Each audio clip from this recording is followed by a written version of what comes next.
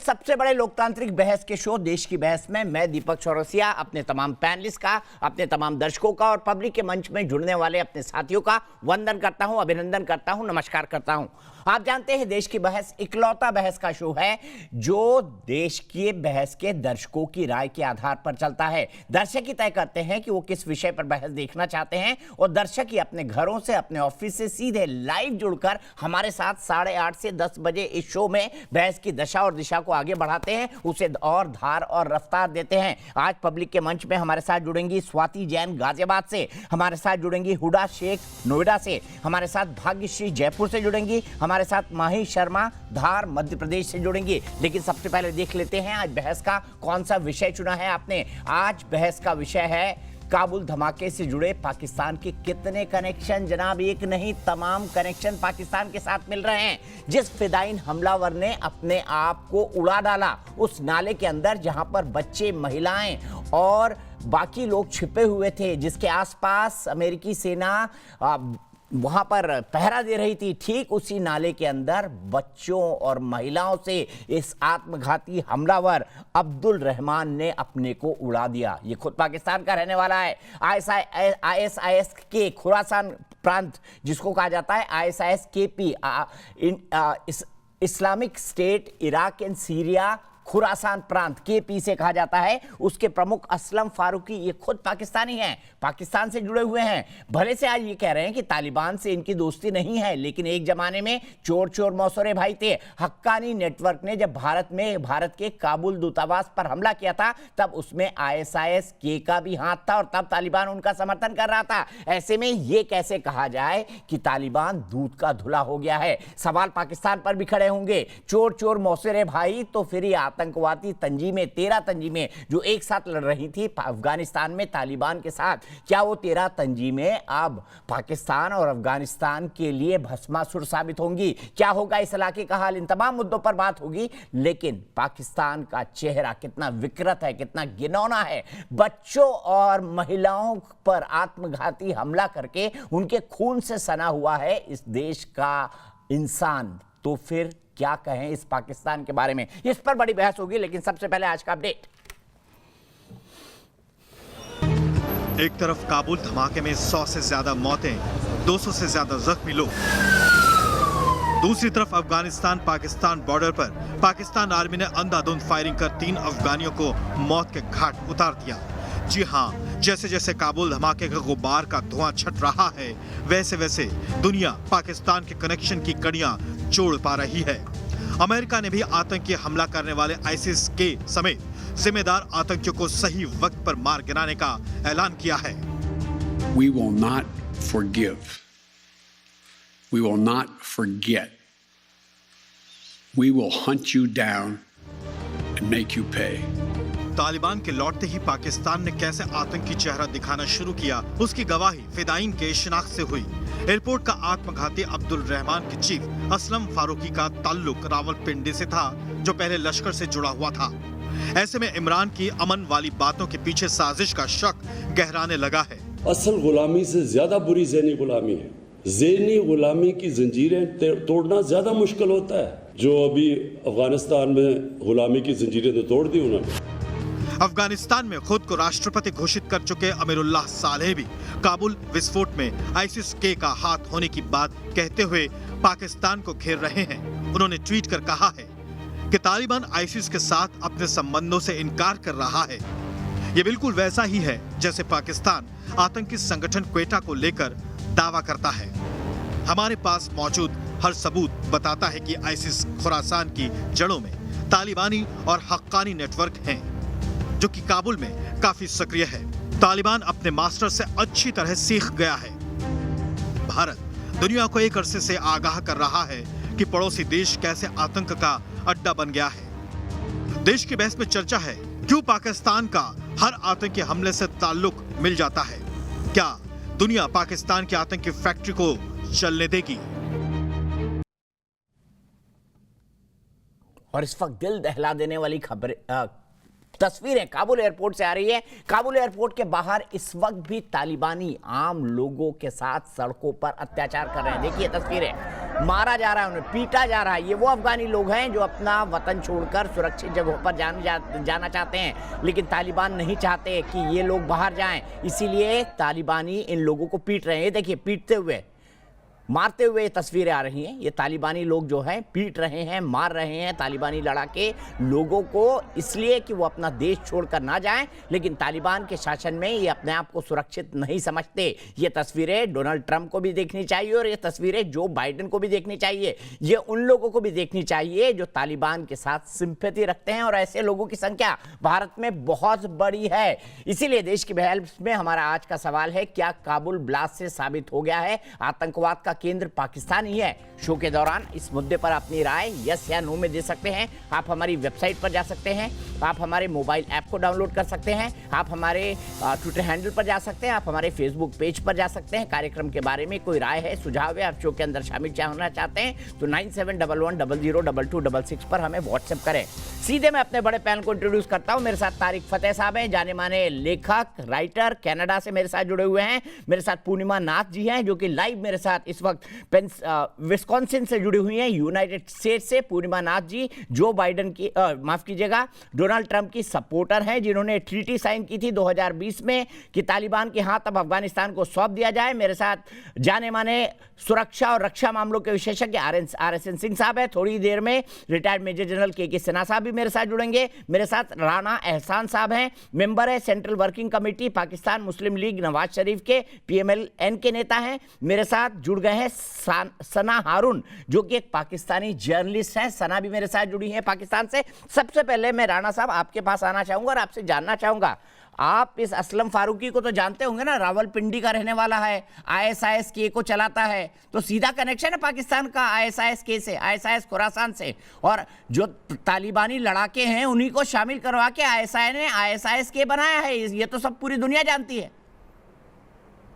देखें, ये जब से ये प्रोग्राम चला है और इसकी इंट्रो आपने की कि ISI के हाथ इस धमाके के साथ हैं, तो मुझे ये तो मजाका खेज बात लग रही थी। पहले तो आप इसका फैसला करें कि एक तरफ आप कहते हैं कि हम तालिबान के दोस्त हैं और इस धमाके के अंदर 28 तालिबान जो हैं वो हलाक हुए। तो मैं समझता हूं कि ये जो धमाका है ISIS ने किया है, जो कि तालिबान का भी दुश्मन है, जो कि वेस्ट का भी दुश्मन है और पाकिस्तान का भी दुश्मन है। जो लोग दानवी सोच के होते हैं ना, उनके 10 सर होते हैं। ऐसे ही आपके 13 सर हैं। एक हक्कानी नेटवर्क है, एक ISIS है, एक ISI है, एक तालिबान है। आपस में ही मरवाने लगते हैं एक दूसरे को। इसीलिए पेशावर के स्कूल के अंदर ब्लास्ट हुआ था और बच्चों को मारा था तहरीके तालिबान पाकिस्तान के लोगों ने, इन्हीं आतंकवादियों ने जो तालिबान के साथ लड़ रहे थे। और उन्हीं तालिबानियों को, जिनको आप दोस्त बता रहे हैं, आपने अमेरिका से करोड़ों डॉलर लेकर बम गिराए थे उनके ऊपर। मुल्ला बरादर को पकड़ के मारा था आपने। ग्वांटानामो की जेल के अंदर तालिबान के एम्बेसडर को भिजवा दिया था अमेरिका के साथ मिलकर। क्या लगता है आपको, ये चीजें क्या तालिबान भूल गया है? जो हकायक हैं, देखिए जो हकायक हैं वो ये हैं कि ISIS पाकिस्तान का भी दुश्मन है, तालिबान का भी दुश्मन है और वेस्ट का भी दुश्मन है। तभी तो उसका जो प्रमुख है वो रावलपिंडी में देखा जाता है, रावलपिंडी का रहने वाला है, पाकिस्तानी नागरिक है। आपकी ब्रेकिंग न्यूज है। बाकी दुनिया में ये कहीं कोई रिपोर्टिंग नहीं हो रही पाकिस्तान से इसका कोई ताल्लुक है। ये ताल्लुक सिर्फ आप लोगों ने निकाला है। असलम फारूकी नाम बता दूं आपका, और जिस आत्मघाती हमलावर ने खुद को उड़ाया है काबुल एयरपोर्ट पे, उसका नाम है अब्दुल रहमान। उसकी तस्वीर भी सामने आई है और वो भी पाकिस्तान का रहने वाला है। अब आगे होने ये जा रहा है कि तालिबान जो है वो भी इसके खिलाफ एक्शन लेंगे और इस ग्रुप का पीछा करेंगे, अमेरिका भी इसका पीछा करेंगे और पाकिस्तान भी सपोर्ट देगा कि हम इस तरह, वहां हम चाहते हैं कि पीस हो, अमन हो, तो हमारी भी पीस के लिए फुल सपोर्ट होगी। तो अब आप मेरे ख्याल से आप आगे देखेंगे कि अमेरिका तालिबान के साथ मिलके जो है ISIS के खिलाफ जो है वो वहां लड़ाई लड़ेगा और अलकायदा और ये जो एक्सट्रीमिस्ट एलिमेंट्स हैं उनके खिलाफ लड़ाई लड़ेगा। क्योंकि जो मुझे सुनने में आ रहा है वो ये है कि तालिबान की जो गवर्नमेंट बनने जा रही है वो पूरी सपोर्ट देगी अमेरिका को इनके खिलाफ, जो एक्सट्रीमिस्ट एलिमेंट जिन्होंने धमाका दिया है। तो होने ये जा रहा है। ठीक है, चोर चोर मौसेरे भाई, बाकी कौम कहां से आई। सीधे मैं तारिक फतेह साहब के साथ चलता हूं। तारिक फतेह साहब, ये तो समय का चक्र पूरा घूम गया। ये वही तालिबान भी थे जिन पर अमेरिका पाकिस्तान पैसे ले लेके बम बरसाता था। अब ये बोल रहे हैं कि तालिबान और अमेरिका एलाई हो गए हैं। जो ISIS-K के खिलाफ लड़ेंगे वही ISIS-K जिसकी स्थापना पाकिस्तान के अंदर हुई और असलम फारूकी नाम का जिसका जो सदर है वो पाकिस्तान के रावलपिंडी का रहने वाला है। देखिए, एक तो अमेरिका आप ये इल्ज़ाम नहीं हटा सकते कि उसने खुद तालिबान को ला के काबुल में जो प्रेसिडेंशियल पैलेस था उस पर कब्जा कराया और कब्जा करने के बाद सारा वहाँ के अफगान रिकॉर्ड्स निकालने के बाद अमेरिकन आर्मी ने तालिबान को बुलाया, अंदर हैंड ओवर किया।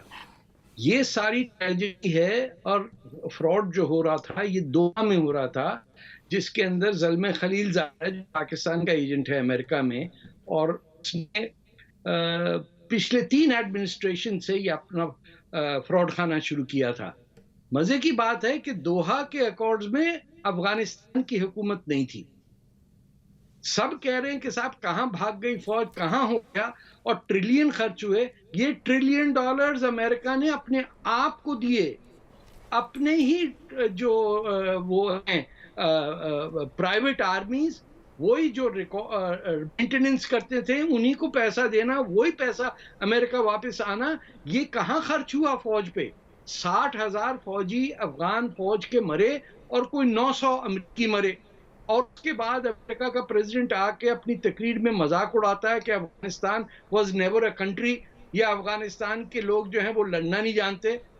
आप जिसको AK-47 चलानी आती उसे MI3 की राइफल बेचते हैं क्योंकि भैया ये हमने बनाई है, इंपोर्ट की है, ये हमारी फैक्ट्री में चलनी है।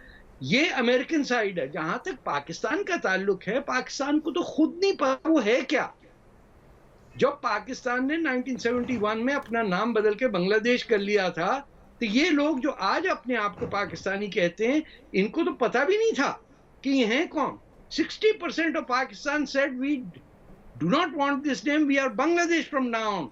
इन्होंने फिर पाकिस्तान का नाम ले लिया, और वो जो आपने हिंदुस्तान ने फौजी भेजे, उससे बलूचिस्तान के अंदर पिछले 70 साल से बलोचों को मारा जा रहा है। जो पाकिस्तान को चलाने वाले ग्रुप है, जो उर्दू बोलने वाले पंजाबी और आपके यूपी, बिहार, भोपाल से और हैदराबाद से आए हुए महाजिर, ये चलाते हैं पाकिस्तान। इनकी ड्रीम वर्ल्ड में एक इस्लामिक रिपब्लिक है जिसको इनका प्राइम मिनिस्टर कहता है रियासत मदीना। ये उस पास्ट में 12वीं सदी की तरफ रुझान करके दिल इनका मचल जाता है कि ये क्यों दुनिया में सुई तक नहीं हम बना सकते, जूते नहीं बना सकते, मोटरसाइकिल नहीं बना, कुछ बन ही नहीं सकता तमाम इस्लामिक कंट्रीज में। इसलिए कि इन सब का रिवर्स गियर में गाड़ी रखी हुई है और ये कार रैली में हिस्सा लेना चाहते हैं। पाकिस्तान का प्रॉब्लम सबसे बड़ा ये है कि दुनिया का हर मुसलमान को पता है वो कहाँ का है। इंडोनेशिया के मुसलमान को पता है, टर्की को पता है कि वो तुर्क है, अरब को पता है वो अरब है। या आपके जो इंडिया और पाकिस्तान के मुसलमान हैं, इनको अपनी जमीन से इतनी नफरत है कि इनके फैसले हमेशा नुकसान उठाते हैं, चाहे पार्टीशन हो, चाहे अफगानिस्तान में ड्यूरेंट लाइन को एक्सेप्ट करना। अब बताइए, it's the only country that celebrates its division by an 19th century partition के पश्तून के बीच में लाइन ड्रॉ कर दी और कहा ये पश्तून हिस्सा हमारा है और ये अफगानिस्तान का। काबुल टूरिस्ट रिजॉर्ट होता था पाकिस्तानियों के लिए 60-70s में। हम वहां काबुल जाते थे तो आंखें खुल जाती थी, कितना सिविलाइज्ड मुल्क है। वो ट्रेल में एक जमाने में होता था। आपने घुस के पाकिस्तानियों ने अमरीकियों के साथ मिलकर रूस की जंग के अंदर तबाह किया। अब ये इस्लाम लाना चाह रहे हैं, सारी दुनिया में खिलाफत बनाना चाह रहे हैं, तो उसके चक्कर में मारे जा रहे हैं। और एंड में एक बात बता दूं कि ये सब का जो मेन बाइबल है इनकी, या इनका जो कुरान है या शरिया है, वो आपके देवबंद से निकला हुआ, जिसके 50,000 मदरसे इंडिया में फौजी तैयार कर रहे हैं हर साल। ये पाकिस्तान, ठीक है, मैं सीधे साना हारून जी के पास चलता हूं। मैं सीधे राणा ईशान जी के पास चलता हूं। राणा जी, मुझे बताइए, मुझे माफ कीजिएगा, मैं कंफ्यूज हो रहा हूं यहाँ पर। मैं साना हारून के पास जाने चलता हूँ सीधे पाकिस्तानी जर्नलिस्ट मेरे साथ जुड़ी हैं। साना जी, क्या पाकिस्तान को कभी सेल्फ रियलाइजेशन होता है कि वो किस बम पे बैठा हुआ है? आपका बहुत बहुत शुक्रिया, आपने मुझे अपने प्रोग्राम में इनवाइट किया। और दूसरी बात ये कि आपकी तो पगलाहट का ये हाल है, आपकी तो परेशानी का ये हाल है कि आपको समझ ही नहीं आ रहा कि आपको बात किससे करनी है। देखिए, भारत हमेशा की तरह पाकिस्तान पर इल्जाम लगाने के अलावा कुछ भी नहीं कर सकता है। भारत तो भारत की कोई सुन भी नहीं रहा है। आपको वैसे ही साइड लाइन के, क्योंकि जो झूठा प्रोपेगेंडा आप अपने मुंह में बैठकर कर रहे हैं, सिर्फ इसके अलावा दुनिया में कोई झूठी नहीं सुना रहा। भारत जितना पाकिस्तान के खिलाफ प्रोपेगेंडा कर ले, अफगानिस्तान के मामले पर आलमी आदि बशमूल अमेरिका ने भारत को मुंह लगाना छोड़ दिया है। भारत कहीं भी नहीं हुई है। आप लोग बैठ के अपनी मीडिया पे चीख रहे। दुनिया जानती है कि अफगानिस्तान के मामले पर अगर कोई मुल्क मजबूत किरदार अदा कर रहा है तो वो सिर्फ और सिर्फ पाकिस्तान है। हम माल खा रहा है। पहले तालिबानियों को बम गिरा के मारा, अपने एयरपोर्ट दे के अब उन्हीं तालिबानियों को बोल रहे देखिए जंग आजादी हो गई, जंग आजादी हो गई। राना, क्या सना जी, क्या खूब रोल है पाकिस्तान का। 20 साल आपने इन्हीं तालिबानियों को मारा है ना। 20 साल अमेरिका से पैसे ले लेके $1 बिलियन आपने इन्हीं तालिबानियों को मारा है कि नहीं मारा है? अब ये फ्रीडम फाइटर हो गए। अफगानिस्तान के मामले पर अगर कोई मुल्क, मैंने आपको कहा ना, हमारा किरदार बड़ा मजबूत है और यही वजह है कि चीन, अमेरिका, नेटो ममालिकों या ईरान सब पाकिस्तान के साथ एंगेज हैं, सिवाय भारत के। सबने भारत को साइडलाइन किया हुआ। आप किस किस्म की बातें करते हैं? और आप लोग पाकिस्तान पर आना सबको इधर ही पड़ेगा। दुनिया की सबसे बड़ी डेमोक्रेसी में आप क्या डेमोक्रेसी है कहाँ सना जी?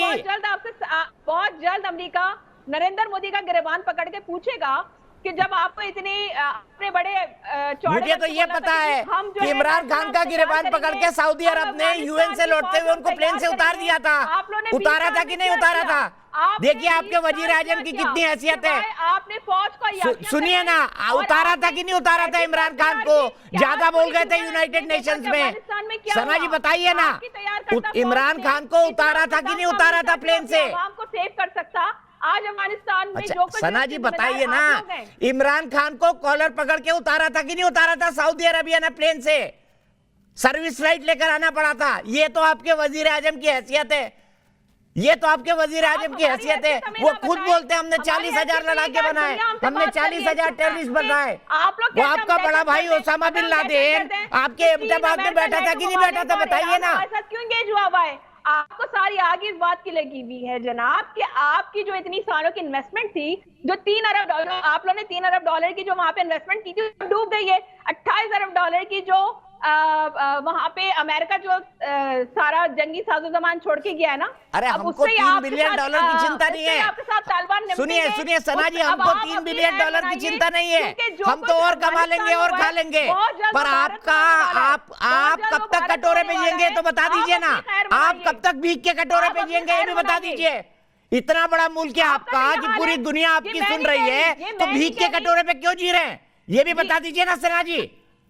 नहीं, ये भी बता दीजिए ना, हर रोज भीख क्यों मांगनी पड़ती है दुनिया से? आप दीपक मेरी बात का जवाब दें। आप सबको छोड़ें, आपसे मुझे एक सवाल का जवाब दें। आपके अपने गधों पे आपकी इकोनॉमी टिकी है। सो कॉल्ड डीजी बख्शी, उन्होंने आपके मीडिया पे आपके एंकर ने पूछा कि जी भारत को कोई नहीं पूछ रहा, भारत को कोई नजर ही नहीं आ रहा। आपके डीजी बख्शी ने कहा था, ये आपके डीजी बख्शी ने कहा था कि भाई आपको कोई पूछेगा क्यों? डीजी नहीं, नाम ठीक बोलिए सना जी। आपकी सेना से पूछा, आपसे कहा, आपकी सेना से कहा कि अपने ट्रूप्स अफगानिस्तान भेजो, तो आपकी सेना पसीने छूट गए। आपने कहा नहीं हम नहीं भेज सकते। ये तो हाल है। जो देश अपने सैनिकों की लाश ना ले जाए वो ये बात कर रहा है।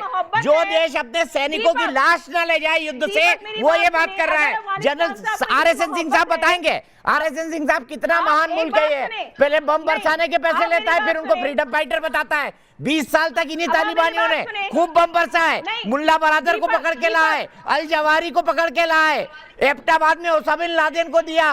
देखिए कितने महान है ये। अब डेमोक्रेसी लाएंगे अफगानिस्तान में, शरिया कानून भी लाएंगे। सिंह साहब उमड़ के आ रही है। अगर आपको मोहब्बत इतनी उमड़ के आ रही है अफगानिस्तान के लिए, आप अपनी फौजें भेज दें। अच्छा 4 बार हराया है, 4 बार हराया है आपको सना जी। हिस्ट्री पढ़ लीजिए थोड़ी सी सना जी। मैं अभी आपको व्हाट्सएप करवा देता हूँ। 4 Wars between India and Pakistan, किसकी कहाँ हारे हैं, 90,000 लोगों ने कहाँ सरेंडर किया था, वो भी बता दूंगा आपको। सिंह साहब बोलिए। उनको अपने मुल्क में ला के रखिए और अच्छा आपको उनकी खिदमत का मौका भी मिलेगा, और फिर अफगानिस्तान वाले अफगानी आपको बता भी देंगे कि कितने साल वो आपके ऊपर किस तरह हुकूमत करते हैं, किस तरह याद दिलाएंगे। हजारों अफगानी रहते हैं हमारे यहाँ पर, हजारों अफगानी। सना फारूकी जी, मैं आपको अभी रुकिए मिलवा देता हूँ एक अफगानी से, किसी को जुड़वा दीजिए। सना हारून जी, अभी आपको एक अफगानी जो हिंदुस्तान में रह रही है, मुसलमान बहन, उसी से मिलवाता हूँ। रुक जाइए सिंह साहब। तो इतना बड़ा है कि पाकिस्तान को लाखों की तादाद में, मिलियंस की तादाद में अफगानियों को अपने घर में जगह दी, उनको पनाह दी है। आप शांत होंगी तो मैं कुछ बोल लूं। अफगानी को बैठ के रोते रहिए। अच्छा सना हारून जी, रुक जाइए, सब्र करिए ना, थोड़ा सब्र करिए। सब्र का फल मीठा होता है, भारत में ऐसा कहते हैं। पाकिस्तान में कड़वा होता होगा। ये नहीं, हमारे पास में मीठा होता है, लेकिन आप लोग कड़वा खाने के लिए तैयार रहिए अब। हाँ दीपक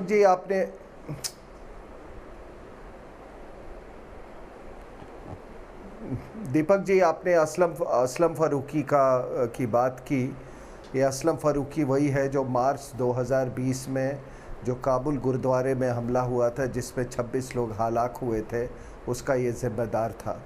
बाद में वहाँ जो अफ़गानिस्तान की जो हुकूमत थी, उसको उन्होंने पकड़ रखा था, लेकिन पाकिस्तान की जो मिलिट्री इंटेलिजेंस इस्टेब्लिशमेंट है, उसने ये बात को तय किया कि इसका इंटरोगेशन ना होने पाए, और उसका इंटरोगेशन वो पाकिस्तान उसको ले आए, और उसके बाद उन्होंने उसको इंटरोगेशन नहीं किया, क्योंकि उस समय पाकिस्तान के और ISIS के पूरे तार जो हैं वो एक्सपोज हो जाते।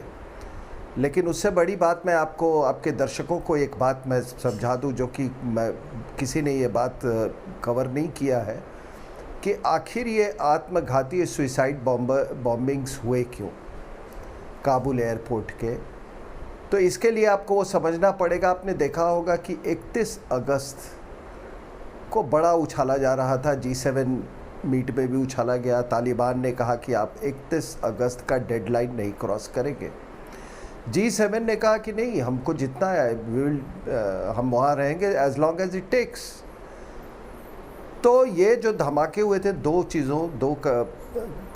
इसके ऑब्जेक्टिव्स थे। पहला कि ये जो अपने वेस्टर्न कंट्रीज़ हैं, US और यूरोपियन एलाइज, उनको ये बात कहना कि भाई तुम अब जल्दी छोड़ के यहाँ से भागो। और दूसरा अफ़गानियों को ये धमकी देना कि तुम ये सरजमी छोड़ के नहीं जा सकते। तो ये ट्विन ऑब्जेक्टिव्स थे इसके। अब इसको कार्यान्वित करने के लिए उन्होंने सबसे उपयुक्त ISIS को समझा। अब आप ये ISIS है कौन, ये समझ लीजिए, और क्या संबंध है इसको। I'll just take two minutes to explain this। कि जब ऑपरेशन एंड्योरिंग फ्रीडम हुआ, तो उसके बाद ये जो आपका अफ़गान तालिबान है वो तो मेल्ट अवे कर गया था। ये आपके नॉर्थ वज़ीरिस्तान में कुछ लोग इस तरफ आ गए थे, और वहाँ से ये ऐसे तत्व थे, उन्होंने कहा कि नहीं, हमारा वो अमीरात, चाहे अभी अमेरिका नहीं है, उन्होंने पाकिस्तान में अमीरात डिक्लेयर कर दिया और कहा कि यहाँ से जंग जारी है। तो जब पाकिस्तानियों ने देखा कि ये तो हमारे पाकिस्तान के अंदर ही ये अमीरात बना रहे हैं, तब इन्होंने डील करने की कोशिश की। आपको याद होगा कितनी सारी डील्स हुई, और उसके बाद फिर ऑपरेशन ज़रबे अज़्ब हुआ। तो 2016-2017 में ये जितने ये जिन्होंने भुगता था ये ज़रबे अज़्ब का मतलब मोहम्मद की तलवार, उन लोगों ने उस समय बड़ा ISIS का उफान था, फैशन था, तो इन लोगों ने ISIS बना दिया लेके। हफीज़ सईद खान, वो हफीज़ सईद नहीं, वो उसका हेड बना। उसके बाद पाकिस्तान की ISI ने उसमें स्प्लिट करवा दिया। एक ग्रुप जाके हकानी से मिल गया, और फिर उसका नियंत्रण जो है वो पाकिस्तान के ISI के द्वारा होने लगा।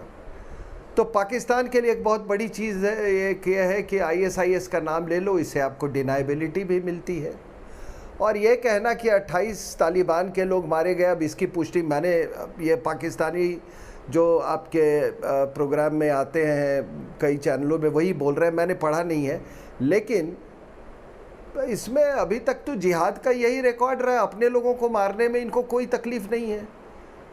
आखिर जो वो जहाज पे लटक रहा है वो भी मुसलमान है, जो मारे जा रहे हैं वो भी मुसलमान है। ये सुसाइड बॉम्बर्स, ये पाकिस्तानियों के बच्चे थोड़ी हैं, ये पाकिस्तानियों के बच्चे नहीं है साहब, ये पश्तूनों पश्तूनों के बच्चे हैं। इनके बच्चे ये सब काम नहीं करते। ये जो मोहतरमा जो इतनी बकवास कर रही थी ना, इनका बच्चा नहीं होगा इसमें, ठीक है ना। तो ये तो 1400 साल से चला रहा है, ठीक है कि कौन किसको मारा। तो ये 27 तालिबान मारे गए, 27 ये नौटंकी जो है मैडम, मैंने बहुत दिन से सुन रखा है। तो इसका हवाला, दूसरी बात आप जो इतना कह रहे हैं ना, आप ही लोग तो ये सारे पंडोरा बॉक्स आपके पास ही खोले जाते हैं, सारी झूठी सच्ची कहानियां आप अपने मीडिया पे बैठ के इसलिए शोर मचा रहे हैं, इसलिए आप लोग की चीजें। अरे मैडम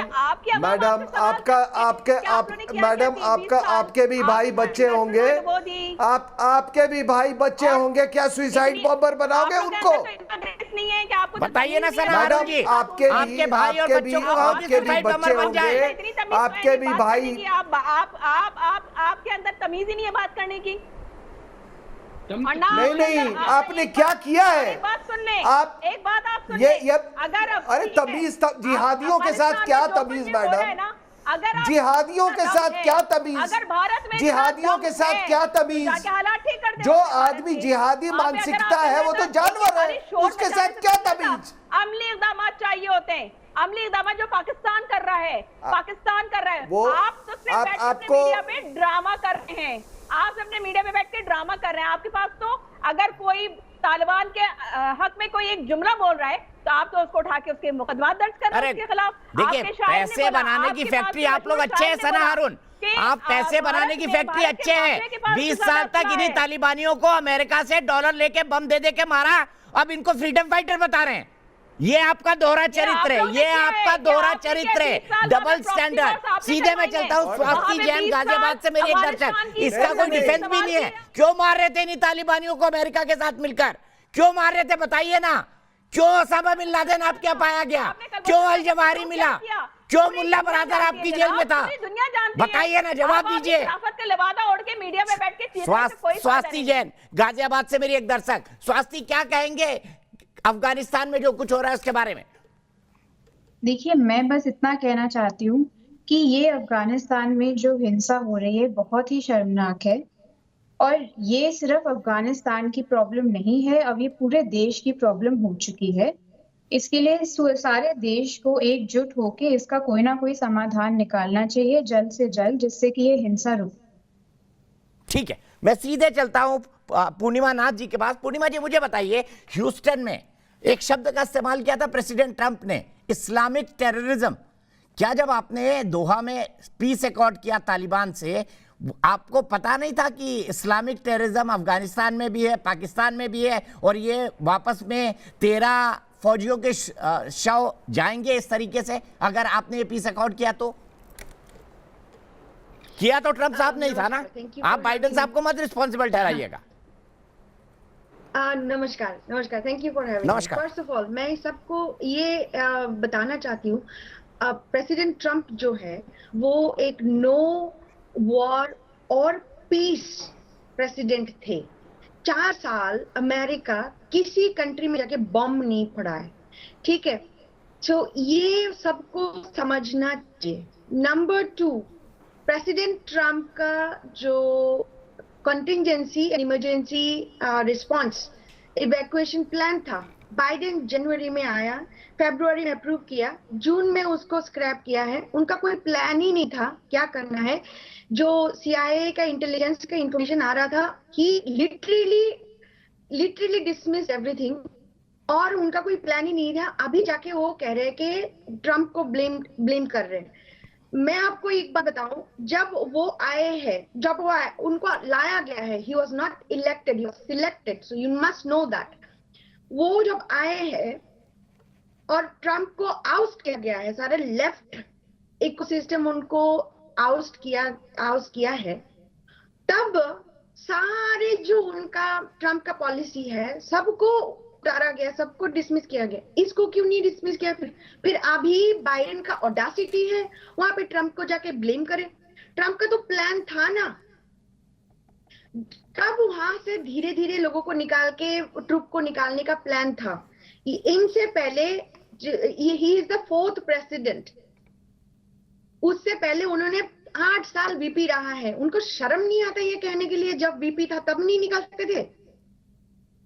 अब उनको बिठाया गया है as a puppet, Barack Obama की पपेट है वो। आईसिस को यूनाइटेड स्टेट्स ने पाला है। आईसिस के पाकिस्तानी तरीके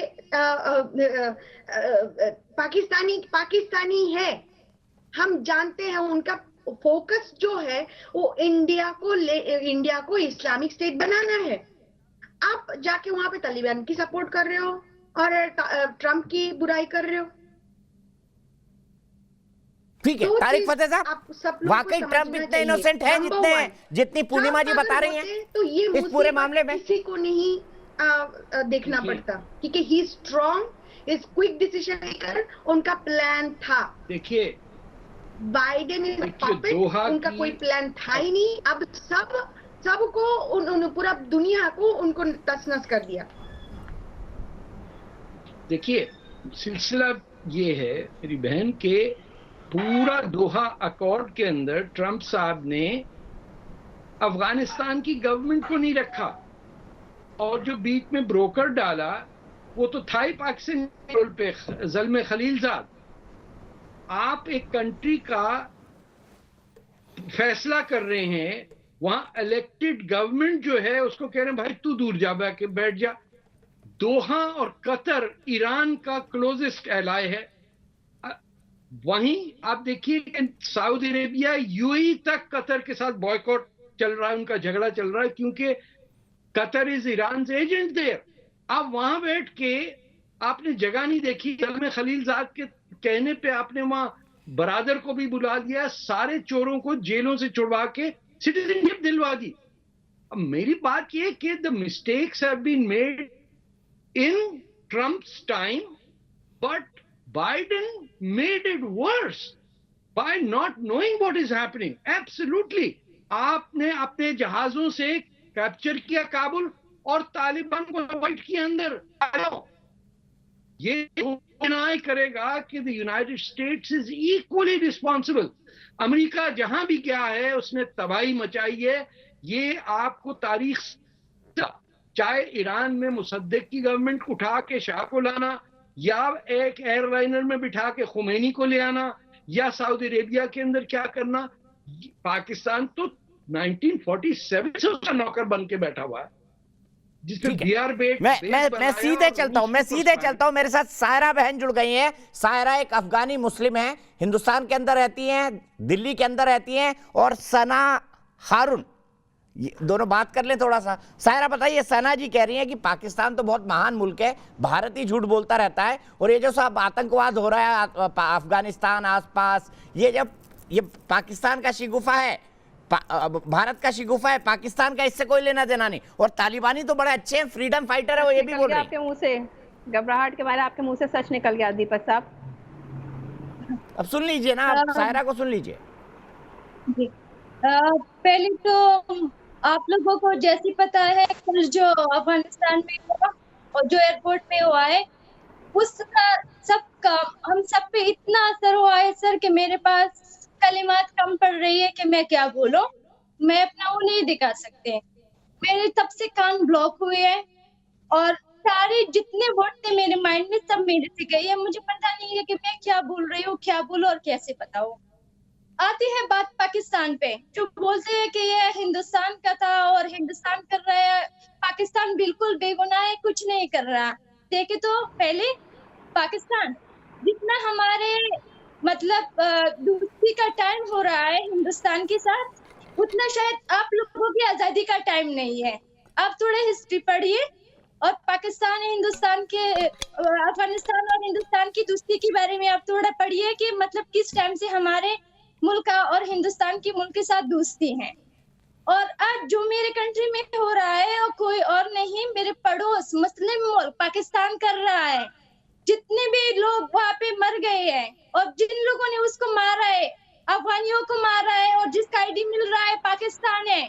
अभी मेरे सारे जितने एयरप्लेन को इन लोगों ने टुकड़े टुकड़े करके, जितने भी हमारे आर्मी की गाड़ी थी उनको टुकड़े टुकड़े करके पाकिस्तान जा रही है। क्यों? आपके पैसों से, आपकी जेब से हमने खरीदा था क्या? ये 20 साल हमने खून से अपना मुल्क जो बनाया था, आप लोगों के लिए बनाया था क्या? 20 साल पहले भी मेरी गाड़ी, मेरे एयरप्लेन, मेरा जो भी सरमाया था आप लोगों ने लूट लिया था। आज फिर से वही हो रहा है। आप भीख मांगो, हमको आप लोगों को भीख में देने के लिए तैयार है। और हमारे मुल्क में हमारे या खून खराबा हमारे लोगों को मरवाना बस कीजिए, बस से इतना और नहीं है, हमारे से नहीं होता। आपके सामने आपकी भाई मर जाए, आपके सिस्टर मर जाए, आप क्या करोगे? समझ सकते हो आप लोग?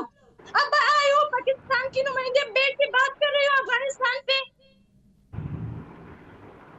बताइए सना हारून जी। बोल चुकी तो मैं आपको जवाब दे दूं। दर्द समझ पड़ता है आपको? सायरा बहन का दर्द समझ पड़ता है सना हारून जी कि आपके देश ने क्या बोया है? दीपक मेरी बात, आपके देश ने क्या बोया है अफगानिस्तान में, समझ पड़ता है उनके दर्द से? बर्बाद कर दिया आपने उनके देश को। और अगर आप पड़ोस में आंगन में सांप पालोगे तो आपको ही काटेगा, आपको ही काटेगा सना हारून जी। आप सवाल कर चुके तो फिर मैं जवाब दूं आपको। जो कुत्ते पाल के रखे, एक दिन आप लोगों को। देखिए बहन, मैं आपकी मजबूरी समझ सकती हूँ और पाकिस्तान की सारी हमदर्दियां अफगानिस्तान के साथ हैं। और गुज़िश्ता रोज जो वहाँ पे धमाका हुआ जिसमें इतनी जाने गई, उसके ऊपर भी पाकिस्तान ने इज़हार अफसोस का इजहार किया है। ठीक है। और दूसरी बात ये कि मैं आपकी मजबूरी समझ सकती हूँ कि आप भारत में बैठे तो आपको इस तरह की बात कहने के लिए ऑब्वियसली इस तरह की बात नहीं करेंगी तो आपका वहाँ रहना मुश्किल हो जाएगा।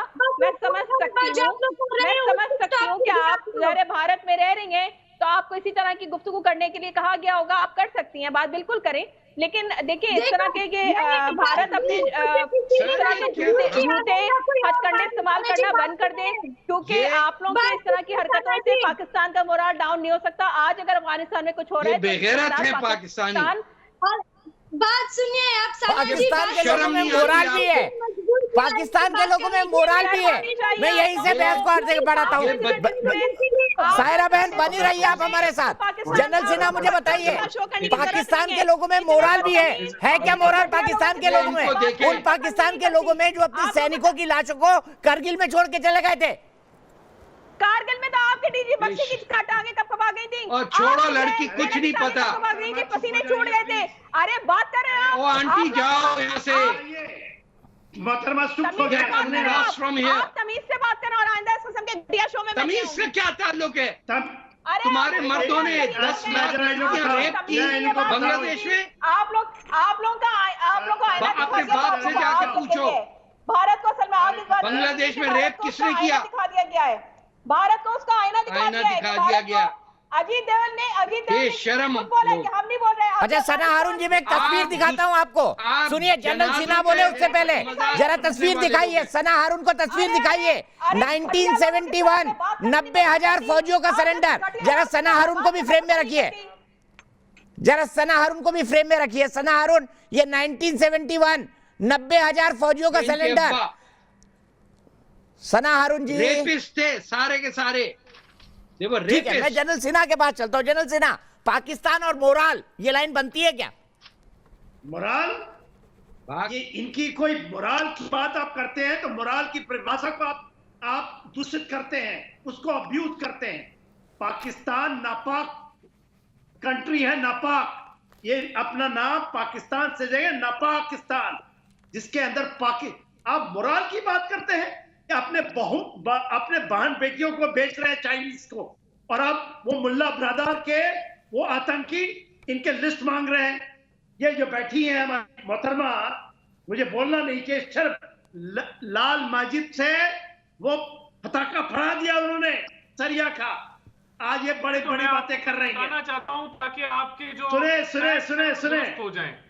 हाँ, वो लाल माजिद में से हुआ था ना, अभी 2 दिन पहले लाल मस्जिद से फिर से आवाज आ गई। और आप उसी तालिबानी सोच को रखने वाले उसी सरिया के लॉ चलाएंगे। आज आप बैठे हैं ना, ये मोहतरमा जो उछल रही हैं, हमारी अफगान से आई हुई बेटी और हमारी बहन, उसकी बात नहीं सुनते आप। आपको आज लग रही है ना, जो कहते हैं ना दानवी हंसी हंस रहे हैं, बोलते हैं कि मिल गया हमें खजाना, आज बड़ा उछल रहा है। ये आपको तमाचे पड़ने वाले हैं। जो आपने ऐसे खुरासान की बात की है ना, वो कहाँ है? आपको भी नंगरहार, वही फाटा का इलाका, और वो आपका बंदूक पीछे घूमने वाला है। और आप जो बोल रहे हैं ना तहरीक तालिबान पाकिस्तान, सुन ले, अरे छोड़िए आपकी बात, फिक्र करने की जरूरत नहीं है। आप डोनिए, आपको तो आप जब पाकिस्तान से बाहर निकलते हो ना तो कहते हो हम तो इंडियन है। ये है इनकी मोरल, ये कहते हैं हम इंडियन। मैं एक ज्वाइंट ऑपरेशन का कमांडर था। यूं हंसते हैं आप, अपने को कहते हैं भारतीय हूं मैं, इंडियन, और आज बने हैं बड़े मुस्लिम बने हैं। आपको तो मुसलमान नहीं मानता कोई, आप ऐसे दोगले। अच्छा जी, अब बात जरा सुन ले। सबसे अच्छा, मुझे माफ कीजिएगा राणा साहब, मुझे अब्दुल समद याकूब के पास जाना है। मैंने उनको एक भी चांस नहीं दिया। अब्दुल समद याकूब साहब, असलम फारूकी, इसको तो जानते होंगे ना आप बहुत अच्छी तरह से। ये ISIS खुरासान का चीफ है, पाकिस्तान का रहने वाला है, आप ही का क्रिएशन है, आप ही का क्रिएशन है। और वो लड़का जिसने अपने आप को उड़ा दिया, अब्दुल रहमान, वो भी पाकिस्तानी है। दीपक जी, वो एक अलकायदा का जो चीफ है साउथ एशिया चैप्टर का, वो एक इंडियन है। वो पहले अपने घर को तो साफ कर लें, अपना हाउस इन ऑर्डर कर लें। आपके अंदर से जा रहे हैं अलकायदा, और आप कह रहे हैं कि सर वो मसूद अजहर, हाफिज सईद, सर मैंने ही पकड़ के रखा था, मेरे स्टूडियो में था। क्या नाम था उसका? Osama bin Laden. अमेरिका यहीं से लेके गया उसको, मेरे स्टूडियो में था ओसामा बिन लादेन। आपको नहीं पता क्या? वो एबटाबाद में नहीं, मेरे स्टूडियो में बैठा था याकूब साहब। यहीं से ले गए अमेरिका वाले। पाकिस्तान से तो कोई लेना ही देना नहीं था। ओसामा बिन लादेन का पाकिस्तान से कोई लेना देना नहीं था। मेरे स्टूडियो में बैठता था वो, आपको नहीं पता? नहीं, मेहमान था हमारा, मेहमान था। मेहमान था ना आपका, मान लिया ना आपने। सच कड़वा होता है, स्वीकार लिया। अच्छी बातें स्वीकार करिए। आपका दूसरा चचा हाफिज सईद कहाँ है? आपका वो दोस्त दाऊद इब्राहिम कहाँ है? क्लिफ्टन में रहता है ना, कराची में। वो भी मेहमान ये है। मसूद अजहर को बरादर के पास क्यों भेजा आपने? ये भी बता दीजिए जरा। 17-18 अगस्त को मौलाना मसूद अजहर बरादर के पास। दीपक जी, अब जरा संजीदा गुफ्तगू कर लेते हैं। मजाक नहीं, आपने ही जो कहा अपना घर ऑर्डर में कर ले। मैंने बोला कि मेरे स्टूडियो में बैठा था ओसामा बिन लादेन, यहीं से पकड़ के ले गए अमेरिका वाले, तब आप हंस रहे हैं। दीपक जी हमें तो आप भी डॉन नजर आते हैं। याकूब साहब कहाँ पड़े? मुझे लगता है आप एक डॉन है। अरे चलिए, बहुत अच्छी बात है भाई। आप बताएं ना, हमारे यहाँ पर एक ही डॉन है जिसने फिल्म बनाई, वो था अमिताभ बच्चन, बस, और कोई डॉन नहीं है उसके अलावा। सिन्हा साहब, अब मेरी बारी में ना बोले, कोई ना बोले। मुझे बोलने दें, क्योंकि मैं काफी देर से खामोश बैठा हूं। एक सवाल करना चाहते हैं जनरल सिन्हा साहब, याकूब साहब उसके बाद बोल लीजिएगा। हाँ, देखिए, मेरा याकूब साहब से एक सवाल है। ये जो बोलते हैं ना, जो ज्यादा कहाँ है आपके अमीर, जो तालिबान के अमीर, मुल्ला ब्रदर को तो भेज दिया आपने, मुल्ला याकूब को भी भेज दिया, और उधर तो भेज दिया आपने जो इसको जो खलील हक्कानी को। अब बताएं जरा, ये कहाँ है अमीर? किस जेल में भग के रखे हैं? दीपक साहब बोल रहे थे इनके स्टूडियो में, तो दिखा नहीं मुझे। आप अभी जो कह रहे हैं ना, इसका बात बता दीजिए। केवल एक बात बताएं आप साहब, आप तो बड़े, आप करते हैं मेरे साथ बहुत बात। आप बताएं कहाँ है जो तालिबान आपके जो आका के जो अमीर कहाँ रखे हैं आपने? कौन से जगह? किसका खुदादा का पूछ रहे हैं आप? अब्दुल्ला का पूछ रहे हैं? किसका पूछ रहे हैं? हाँ, मैं तालिबान के अमीर की बात कर रहा हूँ। आपको भी पता है किसकी बात कर रहा हूँ? किस जेल में रखा है? लीडर है उनका अफगानिस्तान में इस वक्त। कहाँ रखा है आपको आपने छिपा के? बताएं। अफगानिस्तान में कंधार में। कहाँ पर? अभी तो काबुल पहुंच चुके हैं।